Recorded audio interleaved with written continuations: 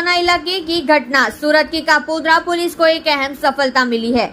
लोगों को काम के बहाने बुलाकर सुनसान जगह पर ले जाकर चप्पू बताकर लूटने वाला आरोपी पकड़ा गया।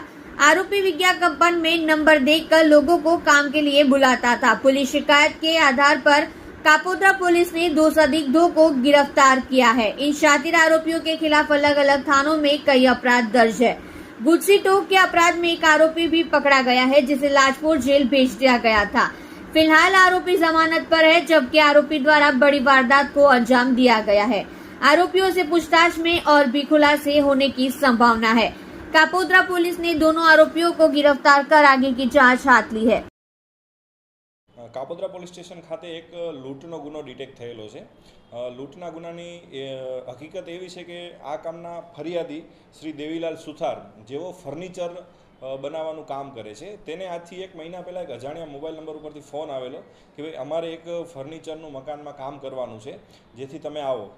એ સમયે આપણા ગુનાના ફરિયાદી રાજસ્થાન હતા। ત્યારબાદ રાજસ્થાનથી જ્યારે તે પરત આવ્યા ત્યારે જે મોબાઈલ નંબર ઉપરથી ફોન આવેલો એ મોબાઈલ નંબર પર ફોન કરેલો કે ભાઈ જે આપે મને કીધું હતું ફર્નિચરનું કામ કરવાનું છે, તો આપ મને મળો એમ કરીને જે આપણા ફરિયાદી છે હાલના ગુનાના એ હીરાબાગ પાસે જાય છે। હીરાબાગ પાસે 3 અજાણ્યા માણસો એને મળે છે અને તેની સાથે વાતચીત કરે છે કે ભાઈ આપણે કામરેજ ખાતે એક મકાન બનાવવાનું છે, ત્યાં આગળ જઈએ, ત્યાં આગળ મકાન જોઈ લો એમ કરીને એને એક ઇનોવા ગાડીમાં ત્યાં આગળ લઈ જાય છે। ત્યાં એક ચાલતી સાઇટમાં દેખાડે છે કે ભાઈ આ મકાનમાં ફર્નિચરનું કામ કરે છે। એ દરમિયાન એને મારકૂટ કરે છે, એનો મોબાઈલ ઝડપી લે છે અને મોબાઈલમાંથી જે ગૂગલ પે અને પેટીએમના QR કોડ અને યુઝર પાસવર્ડ લઈ લે છે અને જુદા જુદા એકાઉન્ટોમાં ટ્રાન્સફર કરે છે। એમ કુલ 99,000 રૂપિયાનું ટ્રાન્સફર કરે છે એક મોબાઈલ અને એના ખીચામાં જે 100 રૂપિયા હોય છે એની લૂંટ ચલાવે છે। આ મુજબનો ગુનો કાપોદ્રા પોલીસ સ્ટેશનમાં દાખલ થયેલો।